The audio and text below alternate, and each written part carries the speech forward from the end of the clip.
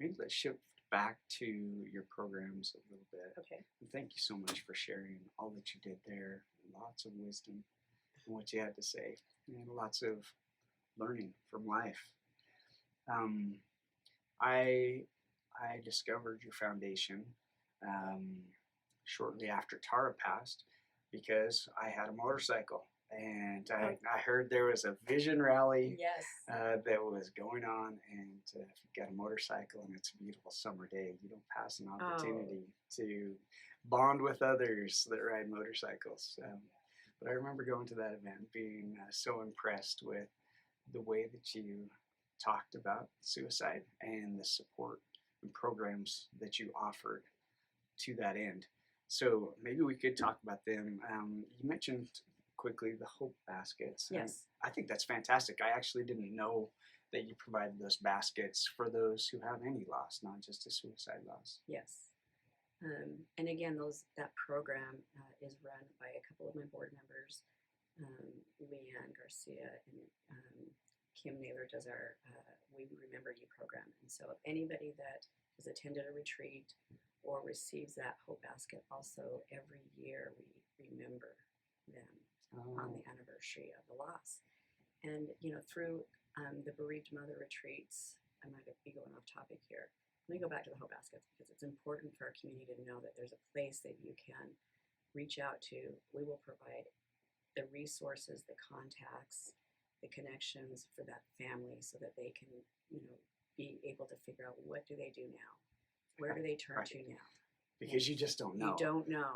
Like, how do I navigate my life after going through this? And for me, it was sitting down at a coffee table, Googling therapists for 5 kids that I didn't know how we're going to navigate this. Oh my gosh.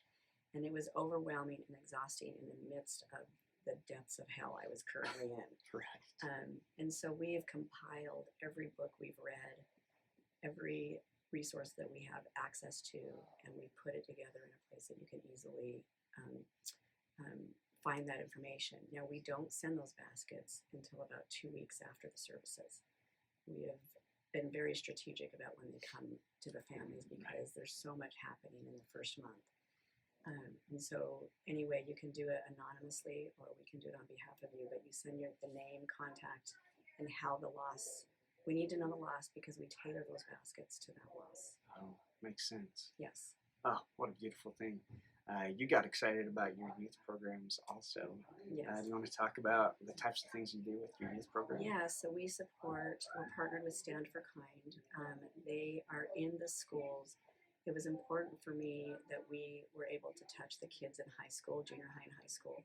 Like I said, those were the years that I think are so impactful in finding the coping skills and the connection that our youth need. And so Stand for Kind does what we call they've named the Taylor Hagen Leadership Camps. And they, on average, 50 children attend each camp. And they'll be doing 3 camps this year with the donations that we have been able to raise to help provide that support. And then they also do weekly camps at the schools where they are coaching and mentoring not only the kids but the administration to help them be able to identify the skills to learn how to listen, to show up, and my hope is that we will continue to be able to provide that, and we make a difference with our youth here in Salt Lake. So nice. Yeah, I love that. Okay, I mentioned to you earlier that I really love your Bereaved Mothers Retreat and the concept of giving each of those mothers the chance to get away from family and responsibilities to a place where they can really explore all of their emotions with others who have gone through the same thing. I can imagine they come out feeling so supportive, so supported, and so much more strong and ready to face the life after their loved one passes. The Bereaved Mother Retreats they hold such a special place for me because we do 3 a year. We average 6 to 8 mothers at each retreat. We're on, I think if I recall, we're over 25 retreats, probably over 150 mothers that we have helped. And when a parent loses a child, the risk of suicide goes up exponentially For the parent. for the parent. Oh. And so we are not only helping these families to find their way forward, but we are also saving lives with these Bereaved Mother Retreats. And we started these 7 years ago. I attended a retreat in Canada, and I knew instantly that I needed to bring it back here so that we could have more local impact. And, do I have time to share a little story with you? Please. I had an aunt, my Aunt Renita, who is no longer here, but she was a big part of my life in my youth time and in my 20s. And looking back, I knew she lost a 2-year-old, but I had no awareness around what that meant and what that looked like at that young age, nor did I have it in my 20s and 30s. Right. And I looked back and recalled, Aunt Renita didn't always show up. There were events and big moments that she just couldn't make, and we did not have a lot of grace for Aunt Renita. There was a lot of judgment behind it, and not a lot of compassion why Aunt Renita just went MIA for periods of time. And after losing Taylor, it was like, oh my God, Aunt Renita never got over her grief. She never had the resources back then to have a support group, to be able to talk about it.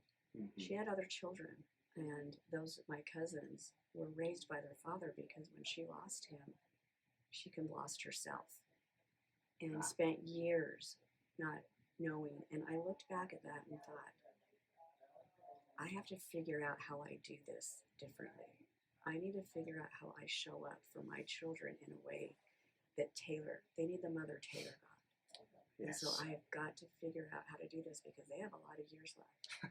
And so these retreats have been created to be able to help these mothers find a way to move forward. Not moving on, moving forward. Right. And carrying that grief, and also being able to show up for their children, for their husbands, for their family in a way that honors their child. And so there's nothing about these retreats that are super profound, but what they've created is a space for these mothers to connect, to feel validated, to feel heard, to be able to say their child's name as often as they want. That's right. And I'm honored that I get to be a part of that journey. It's also healing for me to be able to spend the time that I do get with them. And it's interesting because it's such a beautiful transformation that happens. I have mothers that come in that have not gotten out of bed for a year. Mothers that have not shown up for their children or their grandchildren. That they have had to quit their jobs. It has stifled them to such a profound way. And they show up on the Friday night, and we ask them to share where they're at mentally. And every one of them, or emotionally I should say, is anxiety, overwhelmed, pain, deep sadness, all of the heaviness, right? By Saturday, they have completely shifted. It's less than a 24-hour window that these mothers have completely transformed. And by Sunday, it's so beautiful, but it's so shocking to me sometimes how it happens, but it does. And so I'm so proud of that program. It's one that we personally do and spend the time doing. Some of the other programs, we're providing the resources, but this one we are truly having an impact on. And to hear the stories later, I hear mothers, that were in my retreat 7 years ago, 2 years ago, that are sharing, I wouldn't be where I am today. You have changed my life. And when I get that second guessing that happens, where I say, who am I to do this? And am I making a difference? And I get those stories, yeah. You are. And so I'm so grateful for that trust. That's so lovely. What a great story. And I can just imagine each of those ladies stepping into that retreat feeling like they were fighting this battle of their own. They were trying to figure out how to be a normal, contributing member of society, contributing member of their family while going through all of this grief. But to step into a place where not only only do they get resources and conversations that help them process that, but they come away with friends who have gone through the same thing as them. And it's no knock on friends who haven't gone through that, Right. but they understand you in a different way. And it's so true. And I think we talked about the retreats are not just for suicide loss. Because what I've learned through my own journey is that it doesn't matter how we lose a child. We all, whether it's from an illness, an accident, we all have the same regret, remorse, should have, would have. How could I have done this differently? And so my goal is with these retreats, we may not know the type of loss, but we know the grief.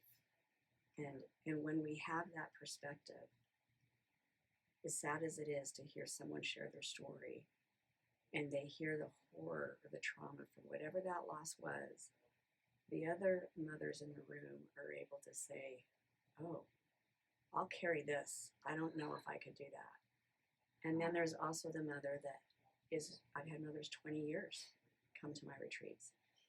And the mothers that are a year, and the mother that is 20 years along, that is still carrying it, can look back and go, look how far I've come.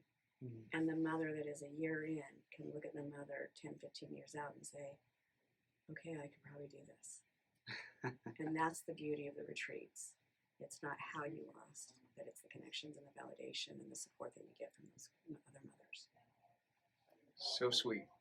I love that. I really appreciate the way that you approach that, because there are a lot of organizations that are about prevention of suicide. But I don't know a lot of organizations that are so active in supporting those who have gone through the loss. And it makes perfect sense that if they're well supported, well educated after a loss, then you have a generational impact there where you're teaching them to survive themselves, you're teaching the kids, you're influencing everybody. That's awesome. Thank you. Thank you. Love it.